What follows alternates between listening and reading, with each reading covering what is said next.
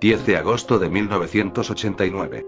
La Policía Federal Argentina allana una productora de cine, y secuestra todas las copias de una película que iba a estrenarse en tan solo unos días. ¿La razón? Una que hizo que su director fuera llevado ante el juez, acusado de lo peor.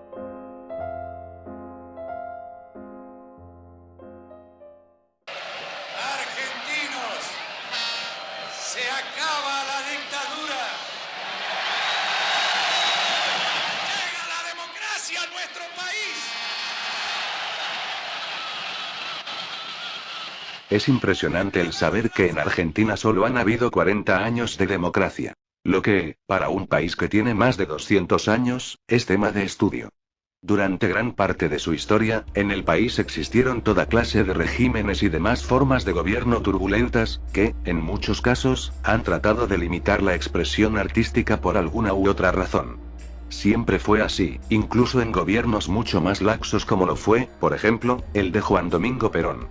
Aunque aquella etapa es recordada como una de progreso, incluso ahí siguieron existiendo fuertes restricciones a los medios de comunicación y expresión, con canciones, libros y películas de acceso restringido, por no decir que estaban directamente prohibidas. Sin embargo, en democracia, es decir, desde 1983, solo ha existido una película que fue prohibida de forma efectiva. Esa película es Kindergarten, de Jorge Polaco. Originalmente prevista a estrenarse en 1989, tardó más de 20 años en ver la luz, e incluso estuvo a punto de quedarse como una obra perdida si no fuese por la casualidad. Pero para entender el por qué esta es la película más controversial de todo el país, hay que empezar por ese año. El país salía de una cruenta dictadura cívico-militar. Aquella dictadura, al igual que los demás gobiernos anteriores, sin importar lo libres que aparentaban ser, buscaron, entre otras cosas, limitar la libre expresión y el pensamiento artístico.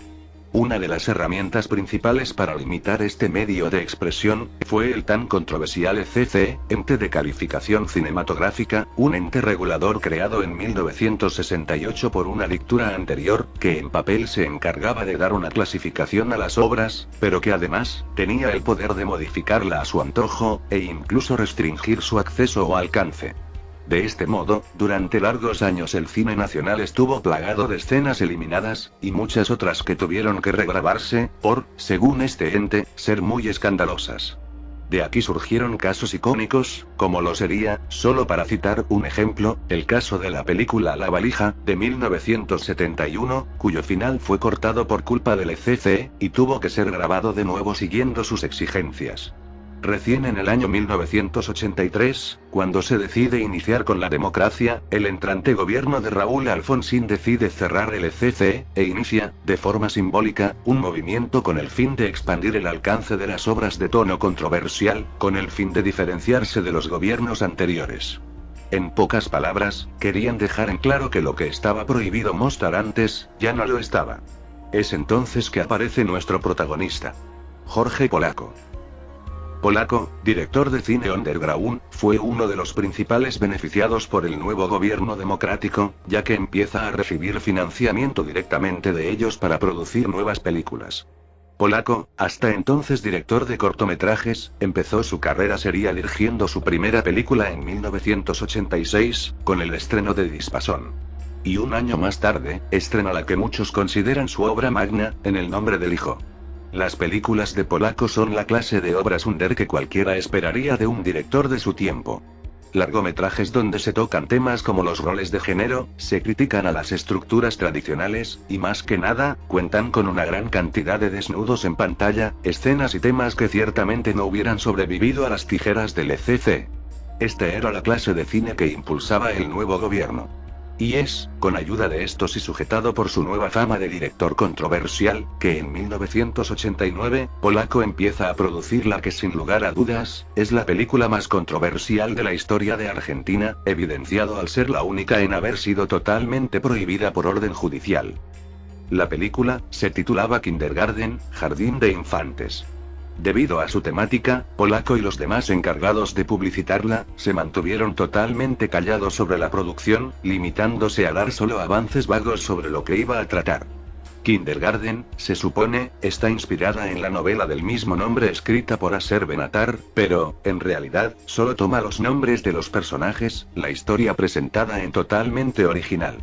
La película sería protagonizada por Graciela Borges y Arturo Puig, dos actores de renombre de la época y que ya habían ganado premios por actuaciones pasadas. Hay que tomar en cuenta que hasta entonces, las otras películas de Polaco solo contaron con actores de mediano o bajo reconocimiento. Esto demuestra el nivel de prestigio que estuvo cosechando durante los años anteriores. Aquello también se vio reflejado en la productora, la entonces prestigiosa argentina Sonofilm, siendo la primera vez que colaborarían.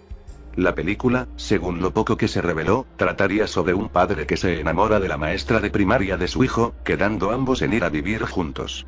Estaba prevista a estrenarse en agosto de 1989, recibiendo gran atención de los medios.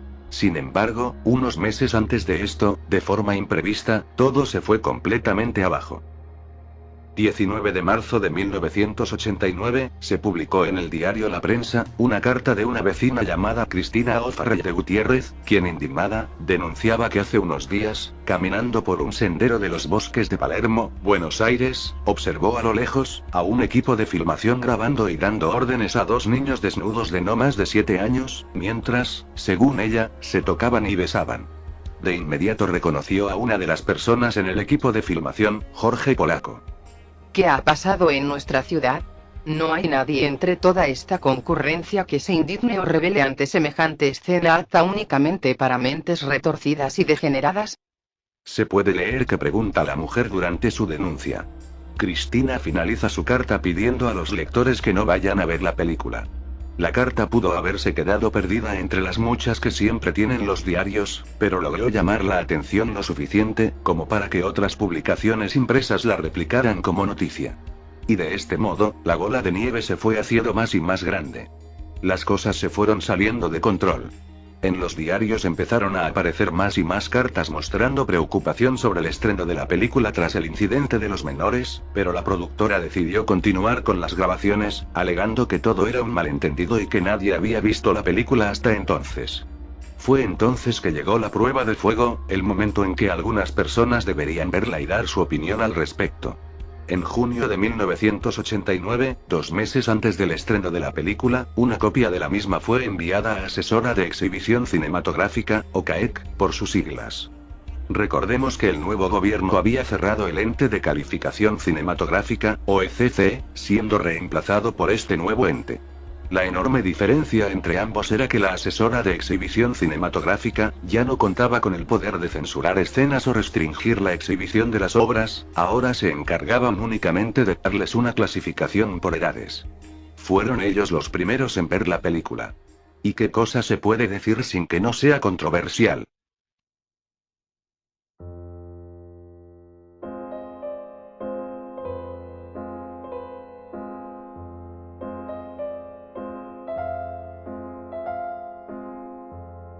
Kindergarten, de Jorge Polaco, es sin dudas una película extraña y muy difícil de seguir o ver, sin importar por dónde la agarres. La historia sigue a una pareja, compuesta por un padre viudo, y una maestra de primaria. Ambos se conocen durante una reunión en la escuela a la que asiste el hijo del hombre.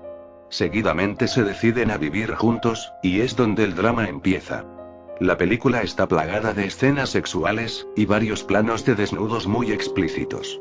Tantas que se me hizo difícil encontrar escenas para colocar en este momento en pantalla sin tener que censurar nada. Pero más controversial aún, es que la película también muestra de varios menores de no más de 10 años, desnudos.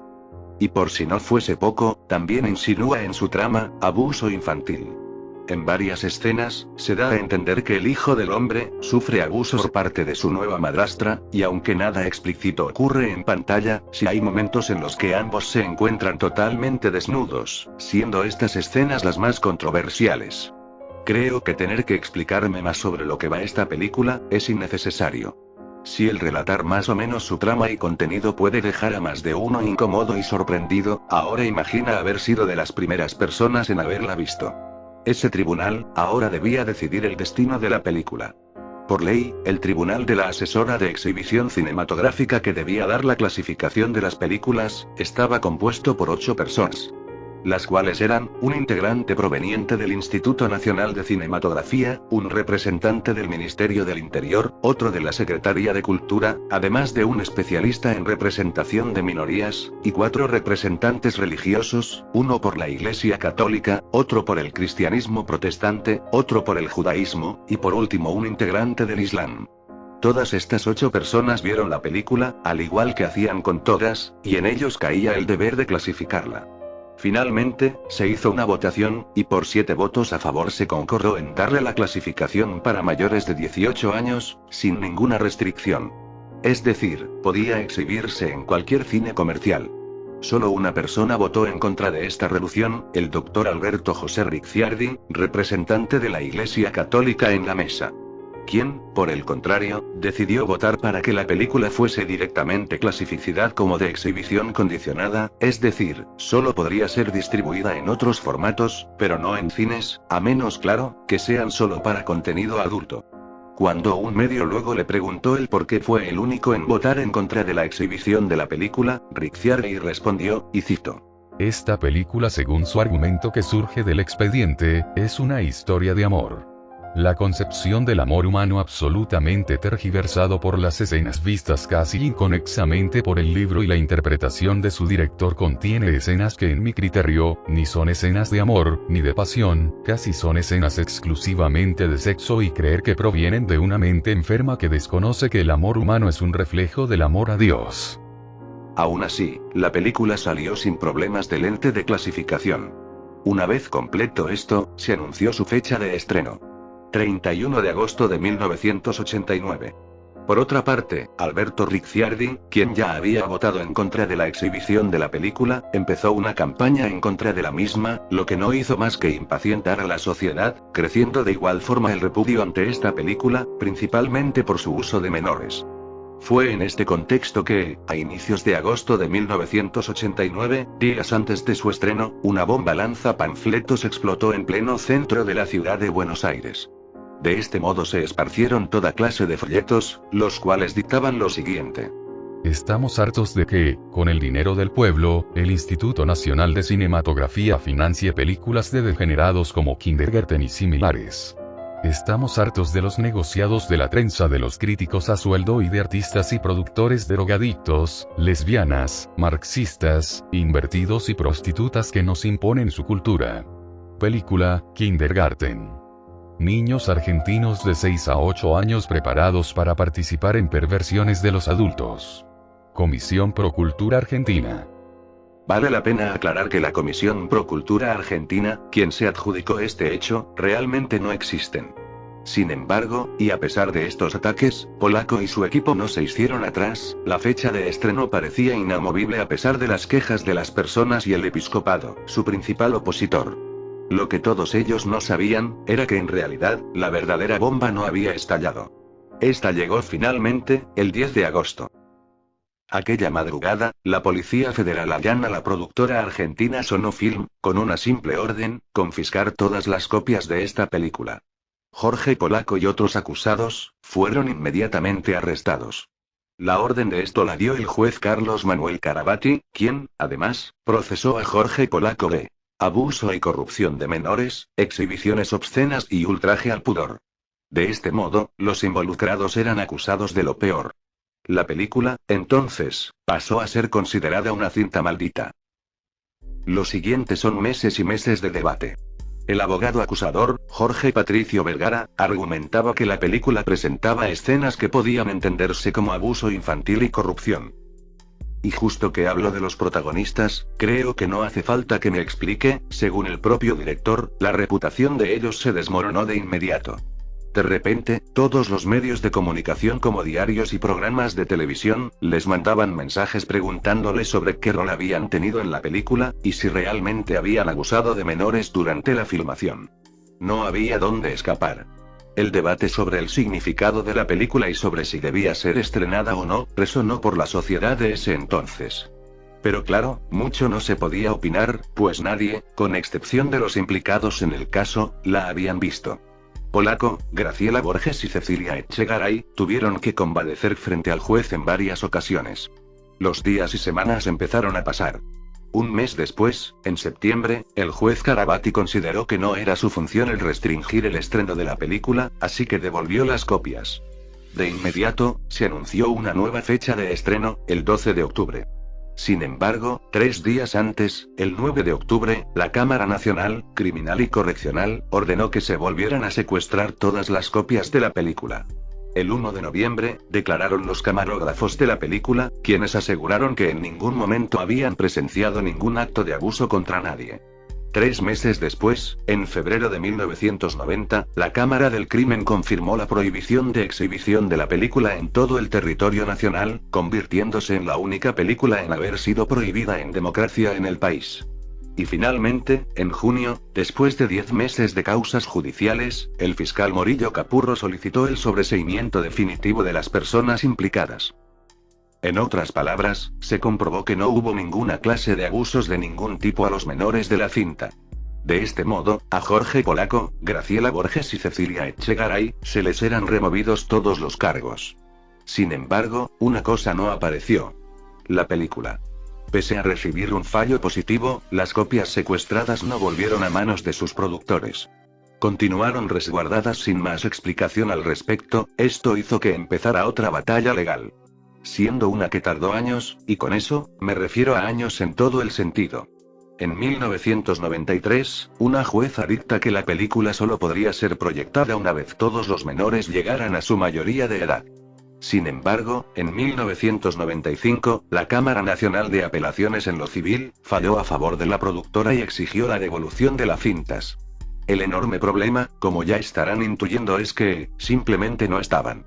Las cintas, todas, habían desaparecido. Hasta el día de hoy no se sabe qué fue lo que pasó con todas ellas, pero, debido a esto, Kindergarten pasó a ser, para la frustración de muchos, una película perdida.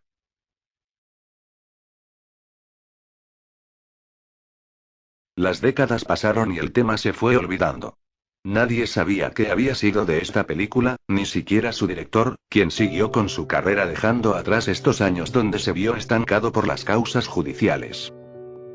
Yo creo que más allá de cualquier bandera política, la gente lo que no puede renunciar es a crecer, a tener un criterio propio, a poder evaluar por sí mismo, a poder decir, yo quiero ver Kindergarten o no la quiero ver, después de verla, me gustó, no me gustó, me tocó, no me tocó, me identifiqué con algo o no. El tema de la película central, la locura, me preocupa, no me preocupa, es definible, no se puede ubicar en algún género. ¿Por qué esta película tuvo tanto problema? Eso creo que sería mucho más creativo, permisivo, que censurar una película, prohibirla durante 4 años. Todo se calmó y se fue olvidando, hasta el año 2008. Aquel año, increíblemente, llegó a Jorge Polaco la noticia de que un canal español llamado TV1, solía transmitir la película durante las madrugadas. El cómo obtuvieron una copia, se desconoce, pero lo importante es que finalmente una copia de la película maldita había resurgido.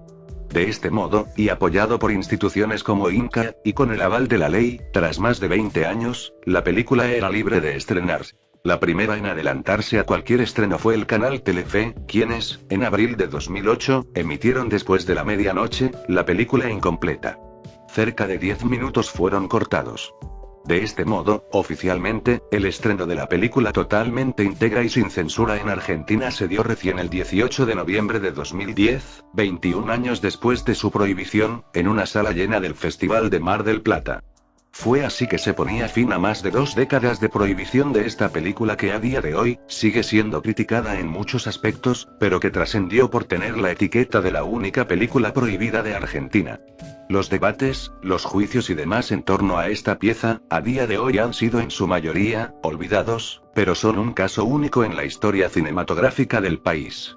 Y para cerrar este vídeo que espero que les haya gustado, cito una frase que su director, Jorge Polaco, dijo a los medios durante el estreno de la película en 2010. Hay que atreverse, y yo me atreví.